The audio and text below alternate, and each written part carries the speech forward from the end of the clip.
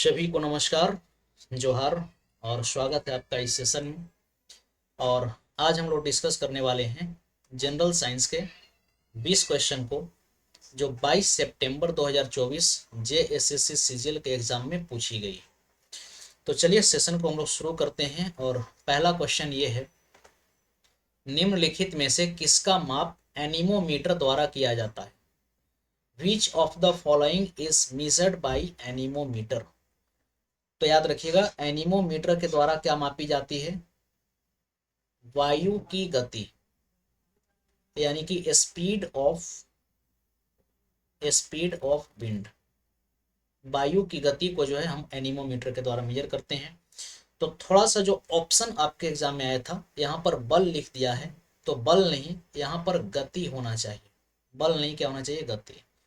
Force नहीं, क्या होना चाहिए? स्पीड। तब इसकी करेक्ट आंसर हो जाएगी ऑप्शन नंबर डी। आसान सा क्वेश्चन था। नेक्स्ट क्वेश्चन है, the ratio of kinetic energy of two bodies of same mass. देखिए यहाँ पर ये चीज मेंशन कर दिया कि मास सेम है, किसी भी दो वस्तु का द्रव्यमान सेम है, उनके गतिज ऊर्जा का अनुपात दिया है, आपसे इनके वेलोसिटी का रेशियो पूछा गया है। तो देखिए हम लोग जानते हैं कि काइनेटिक एनर्जी का फॉर्मूला क्या होता है, तो half into mass into velocity का स्क्वायर।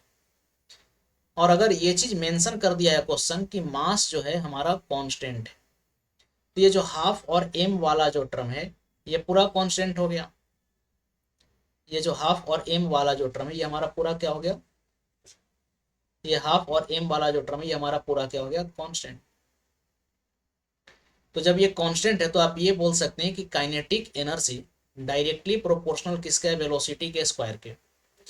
तो इसके हिसाब से अगर हमसे वेलोसिटी पूछा जाए तो ये डायरेक्टली प्रोपोर्शनल हो जाएगा under root of kinetic energy के। बोलिए हाँ या ना? तो सिंपल सा बात है कि यहाँ पर अगर वेलोसिटी 1 और वेलोसिटी 2 का अगर रेशियो निकालना है तो under root of kinetic energy 1 upon क्या करेंगे? काइनेटिक एनर्जी 2, जो कि कितना हो जाएगा? तो 4/9, यानी कि 2:3। तो 2:3 इज द राइट आंसर।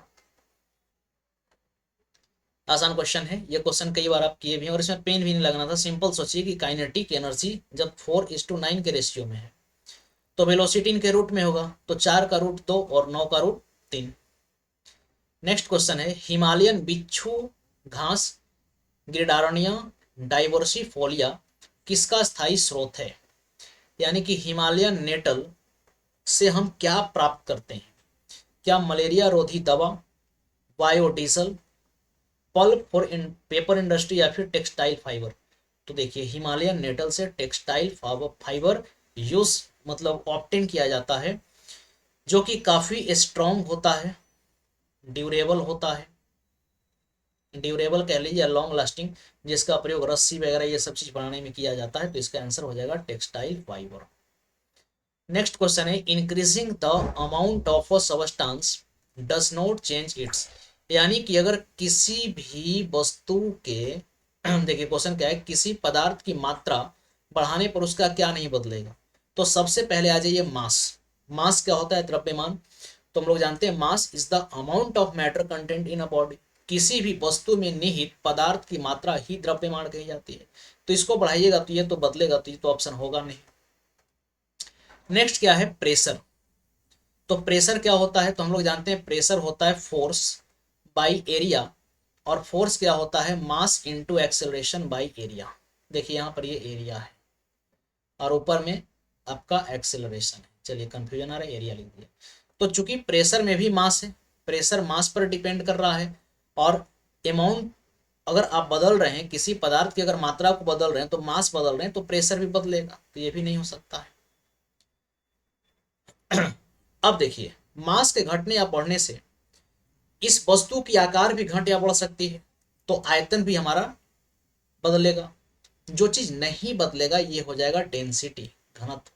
क्योंकि हम लोग जानते हैं कि डेंसिटी क्या होता है, तो डेंसिटी होता है मास बाई वॉल्यूम का रेशियो। मास बाई वॉल्यूम का रेशियो कहने का मतलब कि यूनिट वॉल्यूम में हम कितना मास कंटेंट कर रहे हैं, ये होती है डेंसिटी। अब कोई ऑब्जेक्ट आप थोड़ा सा लीजिए या फिर बहुत ज्यादा लीजिए, उसकी डेंसिटी हमेशा क्या होगी? फिक्स्ड होती है। तो याद रखिएगा डेंसिटी जो है पदार्थ के मात्रा पर निर्भर नहीं करेगा। नेक्स्ट क्वेश्चन है कि कंसीडर द फॉलोइंग केमिकल्स, यानी कि निम्नलिखित रसायनों पर विचार करें जो दिए गए हैं। क्या क्या दिया हुआ है? तो बेंजीन है, कार्बन टेट्राक्लोराइड है, सोडियम कार्बोनेट है और ट्राइक्लोरोएथिलीन है। हमसे पूछा गया है कि ड्राई क्लीनिंग केमिकल्स के रूप में किसका यूज करते हैं। तो इसको आप सीधा याद रख सकते थे, याद रखने वाला चीज है। बेंजीन का प्रयोग होता है, कार्बन टेट्राक्लोराइड का प्रयोग होता है, सोडियम कार्बोनेट का प्रयोग नहीं होगा, ट्राइक्लोरोइथाइलिन का प्रयोग होगा। यानी कि 1, 2 और 4 जो है इसका करेक्ट आंसर हो जाएगा। तो सी इज द राइट आंसर। तो इस प्रश्न का जो सही आंसर हो जाएगा ये क्या हो जाएगा? Option number C. Next question है Raman effect deals with the light rays passing through. Question कहता है कि रमन प्रभाव प्रकाश किरणों के गुजरने से संबंधित है। कि रमन इफेक्ट में क्या होता है? तो सिंपली समझिए कि किसी माध्यम से जब प्रकाश गुजरती है, तो किसी माध्यम से जब प्रकाश गुजरेगी तो उसके कणों से टकरा करके वो विक्षेपित हो जाती है, डेविएट कर जाती है, स्कैटर करती है। इसी को रमन इफेक्ट कहते हैं। इन शॉर्ट में भी समझिए। तो ये कहाँ पर होगा? तो ये हर मीडियम के लिए होगा। फ्लूइड में भी पार्टिकल्स है, प्रिज्म में भी पार्टिकल्स है, डायमंड में भी पार्टिकल है, या फिर ऑल ट्रांसपेरेंट मीडियम। क्वेश्चन कह रहा है कि रमन प्रभाव प्रकाश किरणों के गुजरने से संबंधित है। तो याद रखिएगा ये इसका सही आंसर क्या हो जाएगा? सभी पारदर्शी माध्यम। ये सभी पारदर्शी माध्यम इसका करेक्ट आंसर होगा। नेक्स्ट क्या है कि CNG, इसका फुल फॉर्म होता है compressed natural gas. Compressed natural gas Hindi में इसको क्या कहते हैं? संपीड़ित प्राकृतिक गैस। और ये CNG बनता कैसे है? तो ये बनता है मीथेन, इथेन और प्रोपेन के मिलने से। ये कैसे बनेगा? तो मीथेन, इथेन और प्रोपेन के मिलने से बनेगा। और इसमें सबसे ज्यादा कौन होता है? सबसे ज्यादा होता है मीथेन। तो क्वेश्चन भी तो वही है कि ऑटोमोबाइल में उपयोग किए जाने वाले CNG में मुख्य रूप से क्या होता है? तो CNG में मुख्य रूप से होता है मीथेन। यानी कि इसका ऑप्शन ए जो है करेक्ट हो जाएगा। नेक्स्ट क्वेश्चन क्या है? Which one of the following compounds is used as sedative. अब इसका मतलब समझिए, सीडेटिव का मतलब क्या है। हिंदी में भी क्वेश्चन क्या लिख रहा है कि निम्नलिखित में से किस रूप में किया जाता है? निम्नलिखित में से किस, क्वेश्चन ये होना चाहिए था, निम्नलिखित में से किस यौगिक का उपयोग सामक के रूप में किया जाता है? सामक के रूप में किया जाता है। थोड़ा सा यहाँ पर एड्रेस में डालेंगे इसको। देखिए सामक किसको कहते हैं या सीडेटिव। तो सीडेटिव का मतलब कि ऐसा ड्रग्स या ऐसा मेडिसिन जो हमारे माइंड को या सेंट्रल नर्वस सिस्टम को कहिए कि रिलैक्स करे। तो ऐसे मेडिसिन को हम सीडेटिव बोलते हैं। जैसे मान लीजिए कोई व्यक्ति बहुत चिंतित है, बहुत टेंशन में है, तो ऐसे मेडिसिन का सेवन जिससे कि वो टेंशन फ्री हो सके, रिलैक्स हो गए, या सिंपल समझिए कि हमारे नर्वस सिस्टम को रेस्ट देने वाली दवाएं जो होती हैं इनको सीडेटिव कहते हैं। तो सीडेटिव कौन है? क्या phosphorus trichloride, potassium bromide, ethyl alcohol या कैल्शियम क्लोराइड। तो यहाँ पर इसका सही आंसर हो जाएगा पोटेशियम ब्रोमाइड को सीडेटिव के अंदर रखेंगे। इथाइल एल्कोहल नहीं लीजिएगा, ठीक है ना। अब आपके मन में आएगा कि शराब पीने से भी जो है लोगों को शांति मिलती, तो ऐसा नहीं है। सेंट्रल नर्वस सिस्टम को रेस्ट मिलना चाहिए। यहाँ पर मेडिसिन के तौर पर इसका उपयोग पूछा गया है, तो पोटेशियम ब्रोमाइड हमारा सही आंसर हो जाएगा। नेक्स्ट क्वेश्चन क्या है? Which one of the following fertilizers leaves maximum acidity in the soil. यानी कि निम्नलिखित में से कौन सा उर्वरक मिट्टी में अधिकतम अम्लता को छोड़ता है? यानी कि सबसे ज्यादा एसिडिटी सॉइल में कौन छोड़ती है? क्या ये यूरिया है, अमोनियम नाइट्रेट है, अमोनियम सल्फेट या calcium ammonium nitrate? CAN, calcium ammonium nitrate. बताइए इसका करेक्ट आंसर क्या होगा? सबसे ज्यादा एसिडिटी कौन छोड़ता है? तो सबसे ज्यादा एसिडिटी सॉइल में छोड़ेगा अमोनियम सल्फेट। तो यहां पर जो ऑप्शन सी है ये हो जाएगी करेक्ट। नेक्स्ट क्वेश्चन है which one of the following is mixed fertilizer sorry which one of the following is a mixed fertilizer. Question क्या कह रहा है कि निम्नलिखित में से कौन सा एक मिश्रित उर्वरक है? मिक्स्ड फर्टिलाइजर पूछा गया है। तो याद रखिएगा NPK इसका करेक्ट आंसर हो जाएगा। NPK एन का मतलब क्या हो गया, नाइट्रोजन। पी का मतलब यहां पर क्या हो गया, तो पी का मतलब यहां पर याद रखेंगे फॉस्फोरस। और के का यहां पर क्या मतलब है, तो के का मतलब यहां पर है पोटेशियम। यानी कि नाइट्रोजन, फॉस्फोरस और पोटेशियम ये मिक्स्ड फर्टिलाइजर्स कहे जाएंगे। याद रखिएगा, जिस प्रकार से हमारे बॉडी को सही तरीके से काम काज करने के लिए न्यूट्रिएंट्स की आवश्यकता होती है, उसी प्रकार से प्लांट्स में भी प्रॉपर तरीके से ग्रोथ और डेवलपमेंट हो तो इनको भी न्यूट्रिएंट्स की आवश्यकता होती है। तो प्लांट्स न्यूट्रिएंट्स कहाँ से प्राप्त करेंगे, तो प्लांट्स के लिए जो आवश्यक न्यूट्रिएंट्स है ये नाइट्रोजन, फॉस्फोरस और पोटेशियम। तो एनपीके में ये तीनों ही प्रकार के न्यूट्रिएंट्स पाए जाते हैं। इसलिए देखिएगा कि हमारे घरों में जो बहुत से खाद के बड़े आते हैं उस पर लिखा रहता है एनपीके। तो एन का मतलब नाइट्रोजन, पी का मतलब फॉस्फोरस और के का मतलब पोटेशियम। नेक्स्ट क्वेश्चन है कि radioactive dating is a technique which can be use to measure. Question क्या कह रहा है कि रेडियो धर्मी डेटिंग एक तकनीक है जिसका उपयोग मापने के लिए किया जाता है। क्या चट्टानों की आयु मापते हैं, चट्टानों की संरचना, चट्टानों का रंग या सभी। तो याद रखिएगा रेडियो एक्टिव डेटिंग याद रखेंगे रेडियो एक्टिव डेटिंग एक ऐसा टेक्निक है जिससे कि चट्टानों की आयु पता लगाई जाती है, यानी कि एज ऑफ रॉक्स। देखिए नेक्स्ट क्वेश्चन है the cheap source of hydrogen sulphide pollutant is, देखिए H2S हाइड्रोजन सल्फाइड। अब ये क्वेश्चन आया था कि पीतल का जो रंग है किसके कारण विरंजक हो जाता है या फीका पड़ जाता है, जो 21 सितंबर में ये क्वेश्चन आया था, तो हाइड्रोजन सल्फाइड।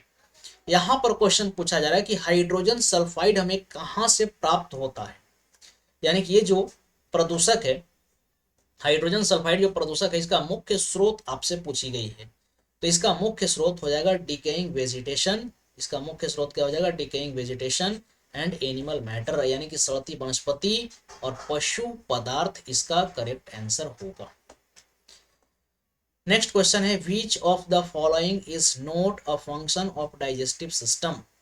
निम्नलिखित में से पाचन तंत्र का कौन सा कार्य नहीं है, तो न्यूट्रिएंट्स की एब्जॉर्प्शन होती है, ये फंक्शन है। क्योंकि जब हम स्मॉल इंटेस्टाइन की बात करते हैं तो इसका जो आखिरी भाग होता है इसको इलियम कहते हैं। इलियम में फिंगर्स लाइक प्रोजेक्शन पाए जाते हैं जिनको विल्ली कहते हैं। विल्ली में पचे हुए भोजन से पोषक तत्वों की अवशोषण होती है। बेस्ट प्रोडक्ट का एक्सक्रीशन भी करता है, जैसे जो डेड आरबीसी हुए इनका बाइल पिगमेंट बनाएगा लीवर, बाइल पिगमेंट से बाइल जूस बनाएगा, बाइल जूस सब हमारे स्मॉल इंटेस्टाइन में आएंगे गॉल ब्लैडर से। तो एक तो ये फैट के इमल्सिफिकेशन में सहायक होंगे, साथ ही साथ हमारे जो फीकस यानी कि जो मल हैं उनको रंग प्रदान करेंगे और ये वेस्ट के तौर पर हमारे बॉडी से भी बाहर निकल जाएंगे। एंटीबॉडी का निर्माण करना डाइजेस्टिव सिस्टम का काम नहीं है, यानी कि प्रतिरक्षी का निर्माण यहाँ पर नहीं होता है।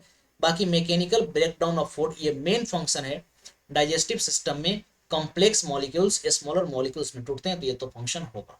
तो इसका करेक्ट आंसर ऑप्शन सी हो जाएगा, क्योंकि पाचन तंत्र का कार्य एंटीबॉडी का उत्पादन करना नहीं है। नेक्स्ट क्वेश्चन है which of the following is not a protein. याद रखिएगा केराटिन प्रोटीन है जो कि बाल और नाखून में आपका पाया जाता है। फाइब्रोइन फाइब्रोइन भी एक प्रोटीन है, कोलाजेन भी प्रोटीन है। ऑक्सीटोसिन प्रोटीन नहीं है। ऑक्सीटोसिन क्या है, तो याद रखिएगा ये हार्मोन है। ऑक्सीटोसिन हार्मोन है, ये प्रोटीन नहीं है। तो यहाँ पर करेक्ट आंसर सी हो जाएगा, क्योंकि पूछा है कौन सा प्रोटीन नहीं है, तो हमारा आंसर हो जाएगा ऑक्सीटोसिन। क्यों, क्योंकि ऑक्सीटोसिन एक प्रकार की हॉर्मोन्स होती है। नेक्स्ट क्वेश्चन है which hormones is responsible for the development of secondary sexual characteristic in male. देखिए जब भी ये बात आता है सेकेंडरी सेक्सुअल कैरेक्टरिस्टिक, यानी कि पुरुषों में द्वितीयक यौन लक्षणों के विकास के लिए कौन सा हार्मोन जिम्मेवार है। यानी कि जैसे द्वितीयक लक्षण कहने का मतलब ये समझ लीजिए कि चेहरे पर दाढ़ी मूंछ का आना, शरीर के विभिन्न हिस्सों में बाल आना, साथ ही साथ जो सेक्सुअल ऑर्गन है इनका मैच्योर होना। तो इन सारी चीजों के लिए कौन सा हार्मोन रिस्पॉन्सिबल है, तो याद रखिएगा इसका सही आंसर है टेस्टोस्टेरॉन। ये कहां से निकलता है, तो हमारे बॉडी में जो पिट्यूटरी ग्लैंड है, जो पीयूष ग्रंथि है, इससे एक GSH नाम की यानी कि गोनाडोट्रोपिन स्टिमुलेटिंग हार्मोन निकलती है। और इसको भी हम लोग बांटते हैं दो कैटेगरी में। एक एफएसएच और दूसरा एलएच, तो ये ल्यूटिनाइजिंग हार्मोन से क्या निकलेगा, टेस्टोस्टेरॉन। टेस्टोस्टेरॉन हार्मोन कहां से निकलता है, तो पीयूष ग्रंथि के जीएसएच यानी कि गोनाडोट्रोपिन स्टिमुलेटिंग हार्मोन का भी दो पार्ट है, एफएसएच यानी कि फोलाइकल स्टिमुलेटिंग हार्मोन और ल्यूटिनाइजिंग हार्मोन। तो ये ल्यूटिनाइजिंग हार्मोन से निकलता है कौन सा हार्मोन, टेस्टोस्टेरॉन। जबकि फोलाइकल स्टिमुलेटिंग हार्मोन से क्या निकलता है, तो यहां से जो है ये टेस्टिस को स्टिमुलेशन देता है स्पर्म के सिक्रेशन के लिए।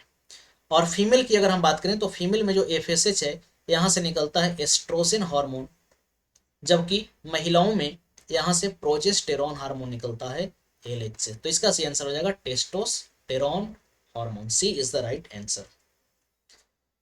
नेक्स्ट क्वेश्चन है the process by which cell divide to produce identical copies of themselves is called, यानी कि कोशिकाओं द्वारा स्वयं की समान प्रतियां बनाना, यानी कि सेल की रेप्लिकेशन होना, बनाने की विभाजित होने वाली प्रक्रिया को क्या कहते हैं, तो इसको हम लोग बोलते हैं माइटोसिस, यानी कि समसूत्री विभाजन ये कहलाएगा।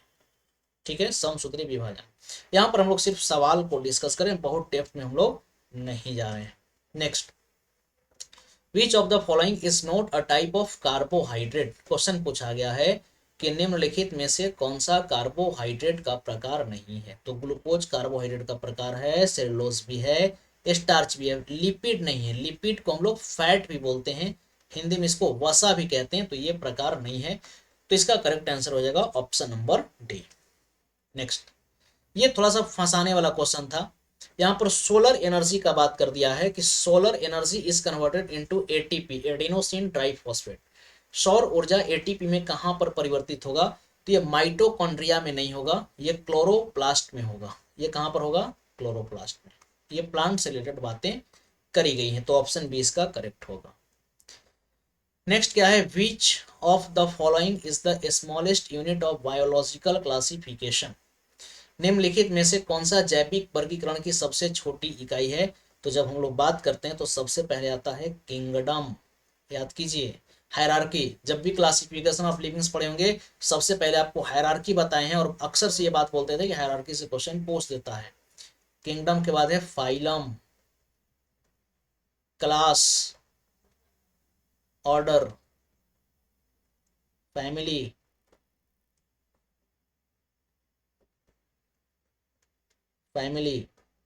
तब आता है जिन्नस, और तब से सबसे लास्ट में क्या आता है, स्पीसीज। तो हायरार्की में सबसे लास्ट में क्या रहा है, स्पीसीज, यानी कि प्रजाति। तो यहाँ पर क्या हो जाएगा, प्रजाति। हिंदी में बात करें तो किंगडम का मतलब हो गया, किंगडम का मतलब आपका हो गया जगत, किंगडम का मतलब हो गया जगत, फाइलम का मतलब हो गया संघ, क्लास का मतलब वर्ग, ऑर्डर हो गया गण, फैमिली यानी कि कुल, जिन्नस का मतलब हो गया जाति, और स्पीसीज का मतलब हो गया वंश। नेक्स्ट क्या है, which of the following hormones is responsible for the fight और फ्लाइट रेस्पॉन्स इन मैमल्स, यानी कि निम्नलिखित में से कौन सा हार्मोन स्तनधारियों में लड़ाई या उड़ान प्रतिक्रिया के लिए जिम्मेवार होते हैं। तो देखिए, जब हम किडनी बनाते हैं, जैसे ये हमारा जो किडनी है,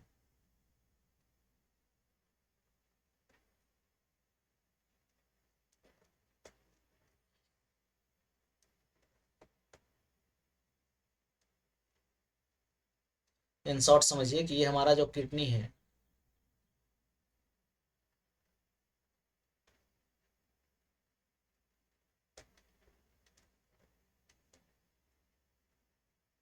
देखिए जो हमारा किडनी होता है, इसके ऊपरी हिस्सों में यहाँ पर एक ग्लैंड पाया जाता है। ऊपरी हिस्सों में क्या पाया जाता है, एक ग्लैंड। इस ग्लैंड का नाम क्या है, एड्रिनल ग्लैंड।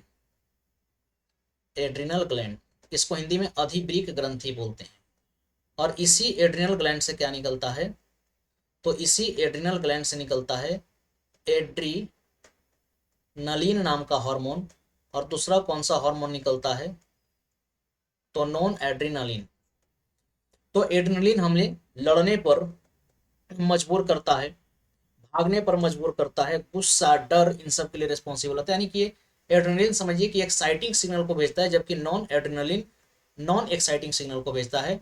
तो लड़ो, डरो या उड़ो हार्मोन एड्रेनलिन और नॉन एड्रेनलिन को ही करते हैं, लेकिन लड़ाई या उड़ान की प्रतिक्रिया तो ये हमारा हो जाएगा एड्रीनलिन, यानी कि ऑप्शन ए इसका हो जाएगा करेक्ट।